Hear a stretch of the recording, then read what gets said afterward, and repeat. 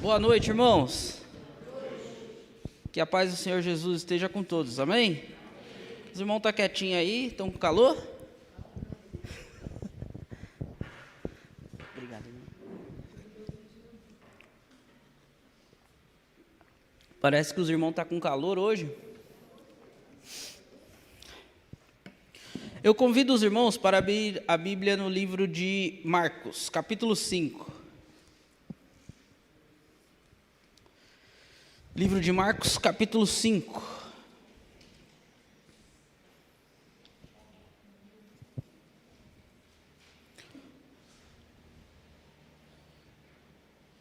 E o título da mensagem é O Toque da Fé. Para ficar mais completo, eu coloquei assim, o toque da fé determinada, da fé com ação, aprendendo a crer no Deus que cura e salva. Amém? Eu quero falar com os irmãos um pouquinho sobre a mulher do fluxo de sangue, né? Os irmãos que já leu essa passagem na Bíblia vai saber que essa mulher, ela sofreu durante alguns anos, nós vamos ler, e ela tinha um corrimento, e perante a lei, aquilo ali deixava ela com maus olhos perante a sociedade, né? Tornava ela impura. E eu quero falar um pouquinho com os irmãos sobre isso. Os irmãos acharam aí? Marcos capítulo 5, verso a partir do 24, vamos até o 34. Todos acharam? Então, antes da gente começar, curva a cabeça, fecha os olhos. Senhor Deus e Pai, Pai amado, Pai querido, peço que o Senhor venha falar aos nossos corações através dessa mensagem, Pai. Que os nossos olhos espirituais venham ser abertos, que nós possamos entender que o Senhor é o Deus que cura e salva. É isso que eu peço a Ti, em nome do Pai, do Filho e do Espírito Santo de Deus. Assim seja, amém. Marcos capítulo 5, verso 24. Todos acharam? Vou começar do 25, tá? E vai dizer assim: E estava ali certa mulher que havia 12 anos vinha sofrendo de hemorragia. Ela padecera muito sob o cuidado de vários médicos e gastara tudo o que tinha, mas em vez de melhorar, piorava. 27. Quando ouviu falar de Jesus, chegou por trás dele no meio da multidão e tocou em seu manto, porque pensava: se eu tão somente tocar em seu manto, ficarei curada. 29. Imediatamente cessou sua hemorragia e ela sentiu em seu corpo que estava livre do seu sofrimento. No mesmo instante, Jesus percebeu que dele havia saído o poder. Virou-se para a multidão e perguntou: Quem tocou em meu manto? Responderam os seus discípulos: Vês a multidão aglomerada ao teu redor e ainda perguntas: Quem tocou em mim? Mas Jesus continuou olhando ao seu redor para ver quem tinha feito aquilo. Então a mulher, sabendo o que lhe tinha acontecido, aproximou-se e prostrou-se aos seus pés e, tremendo de medo, contou-lhe toda a verdade. 24. Então ele lhe disse: Filha, a sua fé te curou. Vá em paz e fique livre do seu sofrimento. Amém? Imagine por um momento carregar um fardo por 12 longos anos. Um fardo que não apenas drena a sua força física, mas também esgota seus recursos financeiros, destrói seus relacionamentos e o isola da comunidade e da presença de Deus. Imagine a escuridão, a solidão, a sensação de que todas as portas se fecharam e toda a esperança se foi.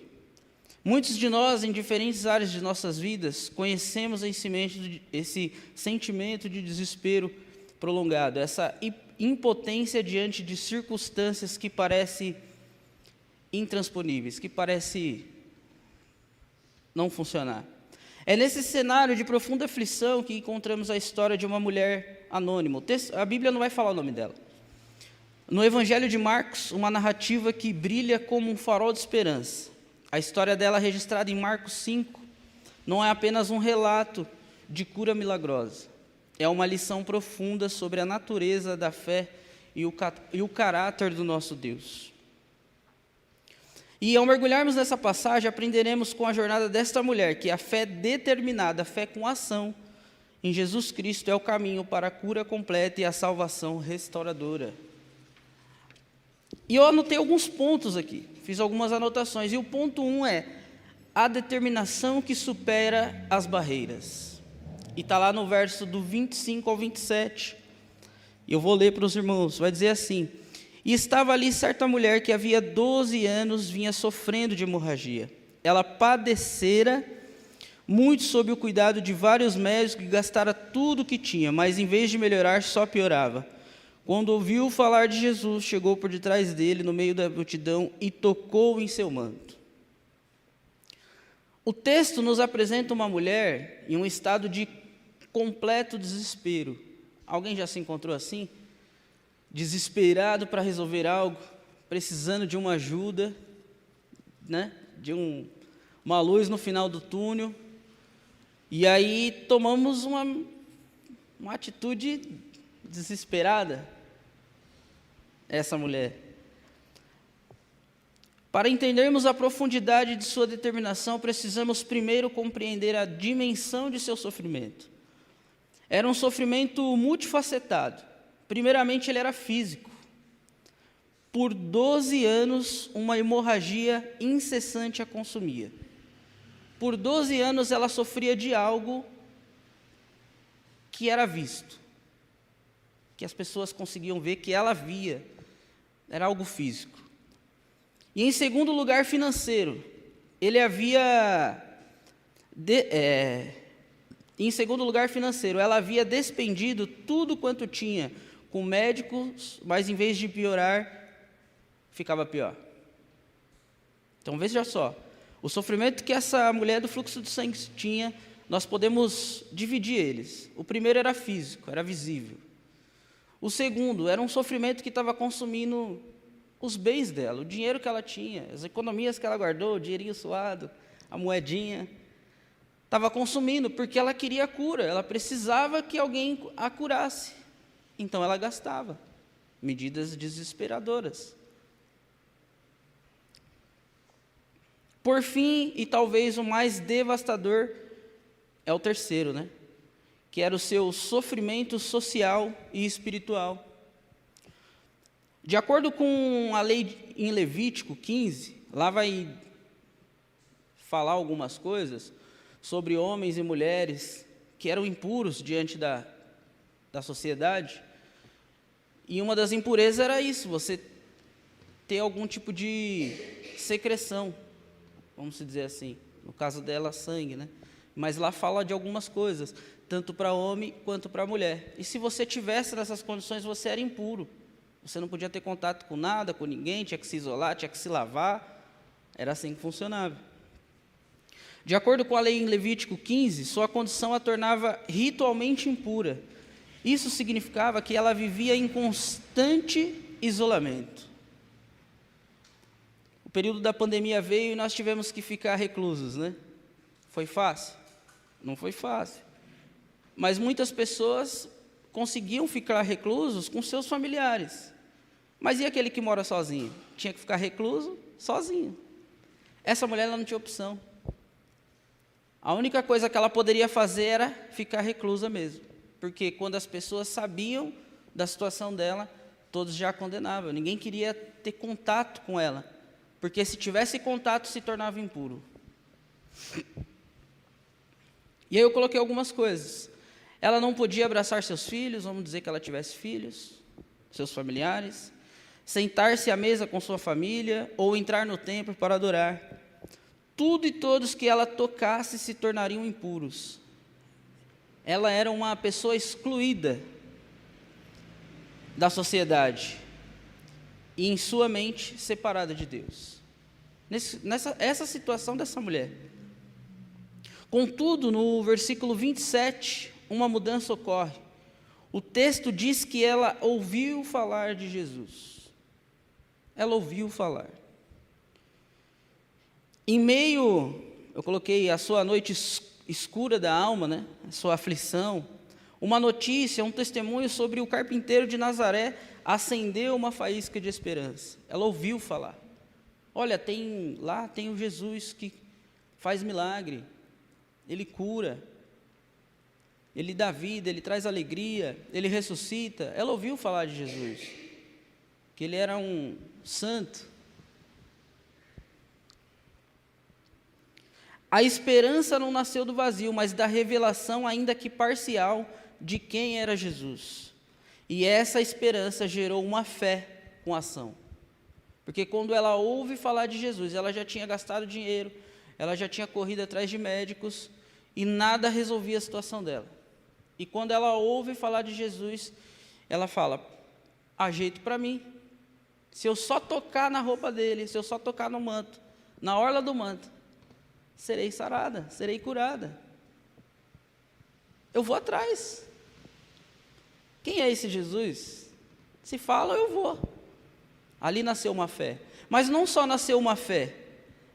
Nasceu uma fé que estava disposto a ir, uma fé que estava disposto a exercer, a ir atrás, ter ação. Não só ficar no Jesus salva, Jesus cura. Não. Já que Ele salva e cura, então vamos lá. Eu creio que Ele salva e cura, eu vou atrás. A fé desta mulher não foi um sentimento passivo, foi uma fé que a impulsionou a ação. Ela precisou superar barreiras imensas. O texto vai dizer, né? Havia barreira da multidão, como os próprios apóstolos falam: mas Senhor, tem um monte de gente aqui, você pergunta quem está te tocando, está todo mundo te tocando. Ela precisou de passar pela barreira da multidão, que a apertava e a impedia de chegar perto. Perto de quem? De Jesus. Ela teve a multidão como barreira, mas e nós temos o que como barreira? Muitas vezes não temos a multidão, às vezes temos a multidão disfarçada. São as distrações do mundo, dos dias atuais. É um obstáculo, é uma barreira. Aquela corrida, né, com obstáculo. Não tem uma multidão de pessoas, mas tem os obstáculos que o corredor tem que saltar. Alguns tropeçam e por aí vai, mas é um obstáculo, é uma barreira. Havia barreira da lei, que a proibia de tocar em qualquer pessoa. Se ela era proibida de tocar em qualquer pessoa, perante a lei era proibida de tocar também em Jesus. Não era assim? A lei era para todos. Mas sua determinação, nascida da fé, foi maior que o medo da rejeição e mais forte que o peso da tradição. Ela enfrentou a multidão, arriscou a humilhação pública e rompeu todos os obstáculos para alcançar a única fonte de sua esperança: Jesus. A determinação que supera as barreiras. Precisamos de olhar para esse texto, para esta mulher do fluxo de sangue, e trazer para a nossa vida a determinação que supera as barreiras. O quão determinados somos para alcançar Jesus, para tocar nele. Qual é a nossa determinação? Qual é a nossa ação perante a fé que nós dizemos que temos em Cristo? O que fazemos? Ponto 2, a crença no poder que cura e salva, verso 28 e 30. Vou ler para os irmãos, e vai dizer assim, no 28, porque pensava: se eu tão somente tocar em seu manto, ficarei curada. 29, imediatamente cessou sua hemorragia, e ela sentiu em seu corpo que estava livre do seu sofrimento. 30, no mesmo instante, Jesus percebeu que dele havia saído poder, algumas versões pode estar virtude, virou-se para a multidão e perguntou: quem tocou em meu manto? A crença no poder que cura e salva. E essa crença, ela é no poder que cura e salva, mas que poder é esse? Jesus. É o poder de Jesus. É a virtude que sai de Cristo. É Ele que nos salva, é Ele que nos livra do pecado, é Ele que nos dá garantia da vida eterna. O que alimentava essa determinação era uma crença profunda e singular. No versículo 28, lemos a confissão silenciosa de seu coração: se eu tão somente tocar em seu manto, ficarei curada. Aqui ela já estava crendo no impossível. Olha, se eu tocar, não precisa de ser pegar na mão dele, no pé, não precisa, não é religiosidade. Eu preciso de estar onde ele está. Se eu estiver no mesmo espaço, a minha fé, eu tenho certeza, Ele vai me curar. Não era uma superstição. Ela não via o manto de Jesus como um amuleto mágico, que hoje em dia é comum, né? Para ela, o manto era simplesmente um ponto de contato, uma extensão da pessoa de quem emanava um poder capaz de reverter 12 anos de sofrimento. Sua fé estava focada não no objeto, não na roupa, não no amuleto, no santinho, mas na pessoa de Jesus Cristo. E aí eu pergunto para a igreja, a nossa fé, ela está onde? Está onde nossos olhos podem ver? Aonde está a nossa fé? A nossa fé está no Deus, que tem o poder para mandar cura, para mandar provisão, ou a nossa fé está no que os nossos olhos podem ver? O texto não dá muito detalhes sobre a mulher do fluxo de sangue.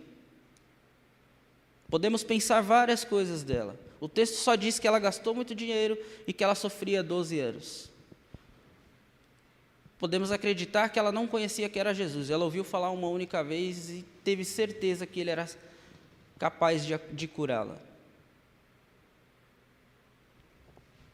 Naquele dia, muitos tocavam em Jesus. A multidão o apertava, como diz o texto. Eram toques casuais, acidentais, curiosos. Mas o toque daquela mulher foi radicalmente diferente. Foi um toque de fé. Um toque intencional, carregado de uma crença desesperada e de uma expectativa confiante. Muitos de nós hoje podemos ter um contato casual com Deus. Frequentemente, frequentamos a igreja, lemos a Bíblia, oramos mecanicamente.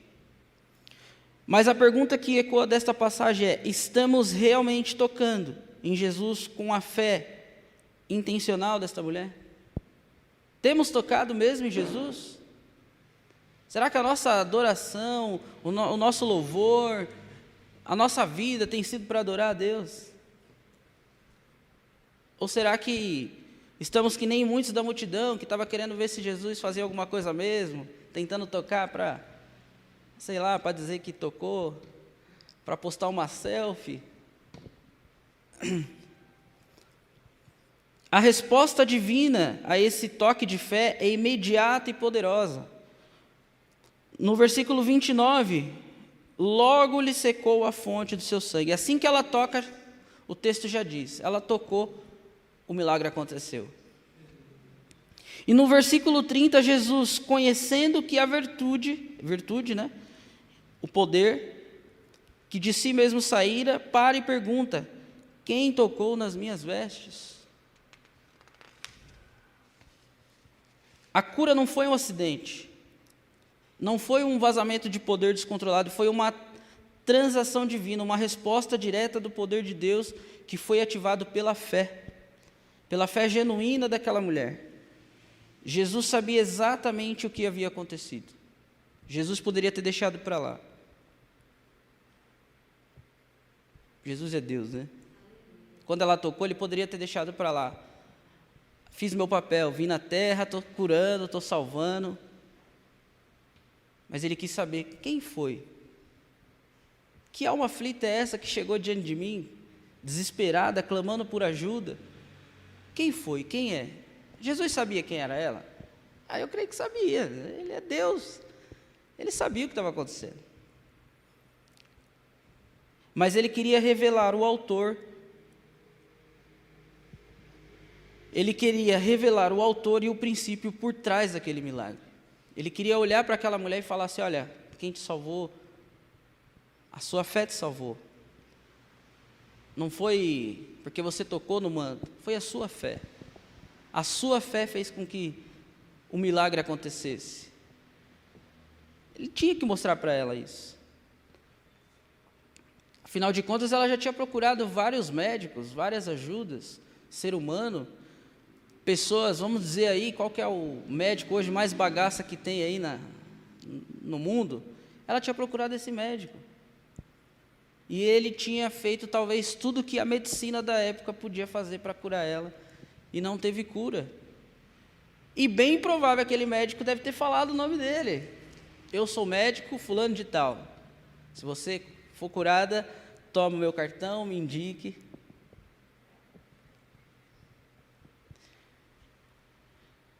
E o ponto 3, a salvação que restaura a vida por inteiro.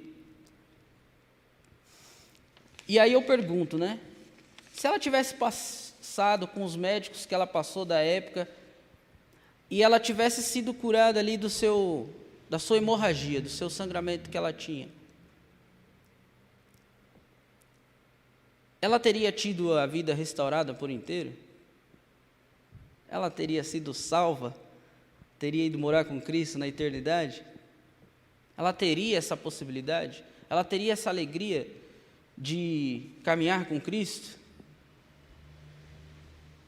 E o ponto 3, por isso que é a salvação que restaura a vida por inteiro. Porque muitas vezes estamos gastando nossos recursos atrás de médico, atrás de um monte de situações que não salvam a nossa vida por inteiro. Não que é errado, tá, irmãos? Tem que procurar ajuda mesmo. Especialistas, as pessoas estudam, é para isso mesmo. Mas muitas vezes estamos canalizando nossas forças em algo humano, quanto Deus quer que canalizemos nele, em algo espiritual. Tá, e esse ponto está a partir do verso 31 até o 34. Jesus poderia ter deixado aquela mulher ir embora curada, mas anonimamente. No entanto, ele não fez. Ele a procurou em meio à multidão, porque não estava interessado apenas em consertar um problema físico. Ele desejava um encontro pessoal, uma restauração completa. Ele queria transformar a mulher do fluxo de sangue em uma filha amada. Muitas vezes nós procuramos todas as situações humanas que nós podemos, diante de medicina, advocacia e tudo, pensando no nosso problema físico. Só que Jesus, quando Ele vem em nosso encontro, Ele não vem para resolver só o problema físico. Ele vem para resolver o físico e o espiritual. E é por isso que Jesus não deixa ela simplesmente ser curada e deixa para lá. Ele poderia, a multidão estava tocando, ela tocou, saiu virtude, saiu o poder dele, foi curada e ele seguiu o caminho dele e ela, Jesus passou aqui, eu toquei nele e estou boa. Jesus poderia ter feito isso. Mas mais do que simplesmente cuidar do problema físico, ele queria saber o espiritual, aquele coração. Como esse coração está? E é isso que Jesus quer conosco. Ele não quer só nos ajudar na nossa causa na justiça. Ele quer saber como o nosso coração está. Tem milagre aí externo que as pessoas vão ver? Legal, beleza. Mas e o coração? Está legal? Está firmado? É isso. Jesus quer essa proximidade conosco. Diante da insistência de Jesus, a mulher, temendo e tremendo, se apresenta e disse-lhe toda a verdade. Ao se prostrar e confessar publicamente sua história, ela é, naquele momento, declarada curada e limpa diante de todos. Jesus, com seu ato, a reintegra oficialmente à comunidade, pondo um fim a 12 anos de vergonha e isolamento. Ela restaura a sua vida social. Lembra que eu falei lá? Um dos pontos, né, do primeiro ponto, eu falei sobre o problema físico, né, sobre ela ser uma pessoa excluída. Então vem a declaração mais sublime de Jesus, no versículo 34, que ele vai dizer assim, filha, a tua fé te salvou, vá em paz e ser curada deste mal. Primeiro, né, ele a chama de filha. Ela chega como uma anônima, agora ela é filha, hein? Já ganhou um nome. E assim somos nós. Chegamos diante de Deus destruído, quebrado, né? Alguns já nascem no berço evangélico e se mantêm e não se corrompe. Glória a Deus por isso. Mas grande parte vem destruído, quebrado mesmo, né? E chega como um anônimo, né? Volta com arrependido. E aí Jesus nos chama de filho. E ele faz isso com ela. Primeiro ele chama ela de filho, restaurando sua identidade, sua dignidade e seu pertencimento à família de Deus. E assim é conosco. Primeiro ele nos chama de filho. Em seguida ele diz: a tua fé te salvou. Observa que em nenhum momento ele fala: eu te salvei, viu? Eu te curei. Não, é a tua fé, a sua ação em buscar ao meu Pai te salvou. É o seu passo que te salvou. A palavra grega aqui usada, aí o irmão Fabiano vai poder me ajudar mais, é sozo.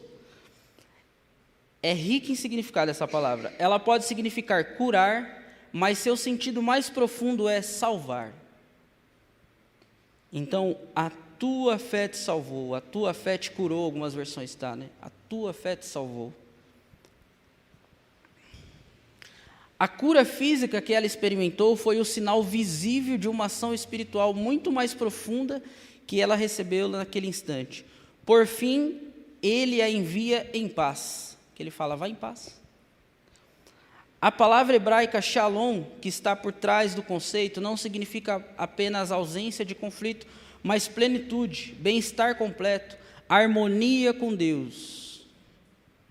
A salvação de Jesus, a salvação que Jesus nos oferece é integral. Amém por isso. E a conclusão: a jornada desta mulher, de uma excluída da sociedade anônima a uma filha restaurada, nos ensina verdades poderosas para a nossa própria caminhada de fé. Aprendemos que a fé com ação nos capacita a superar as barreiras do medo, da vergonha e da tradição que nos separam de Cristo. Aprendemos que a crença genuína no poder de Jesus, expressa em um toque de fé intencional, libera a cura e a salvação em nossas vidas. E acima de tudo, aprendemos que a salvação que Jesus nos oferece não é uma solução parcial. A medicina, a advocacia, pode te proporcionar algo parcial, mas Jesus não. Mas uma restauração completa que toca todas as áreas de nossa existência. Assim foi como foi com essa mulher. Quando ela chega lá, ela chega pensando em nenhum problema. Meu problema é físico. Mas ela tinha vários outros problemas que Jesus precisava tocar para ser restaurado. E hoje eu convido a igreja a refletir sobre a própria vida de cada um, olhando para essa passagem aqui. E eu coloquei 3 pontos simples. O primeiro: quais são as multidões, os obstáculos, os medos, as feridas do passado, a opinião dos outros, que hoje nos impede de nos aproximarmos de Jesus com total entrega? Quais são as multidões, os obstáculos que temos? Ela tinha a multidão do povo, e nós? 2, nós temos nos contentado com um contato superficial e casual com Deus, algo simples, sem pouco convívio, de pouca aproximação? Ou estamos dispostos a romper a multidão para tocar em Jesus com uma fé com ação, igual desta mulher? Como estamos? Estamos contentes do jeito que está? Algo superficial diante de Deus? Temos buscado Jesus apenas como uma solução temporária para os nossos problemas? Ou ansiamos pela salvação completa? Ansiamos por ser chamado de filho e pela paz que só Deus pode nos dar? Para fechar, seja qual for a nossa necessidade hoje, física, emocional, espiritual, o convite do Evangelho é o mesmo. O mesmo Jesus que andou pelas estradas de Galiléia está aqui presente entre nós. O mesmo poder que curou essa mulher, a mulher do fluxo de sangue, está disponível para transformar a nossa vida. Não nos contentemos em ficar na multidão. Precisamos dar um passo de fé, estender a mão, estender a mão para Jesus, né? Para tocar nele, com fé e determinação, crendo que dele sairá todo o poder. Amém? E o título da mensagem que tem que ficar fixado é o toque da fé.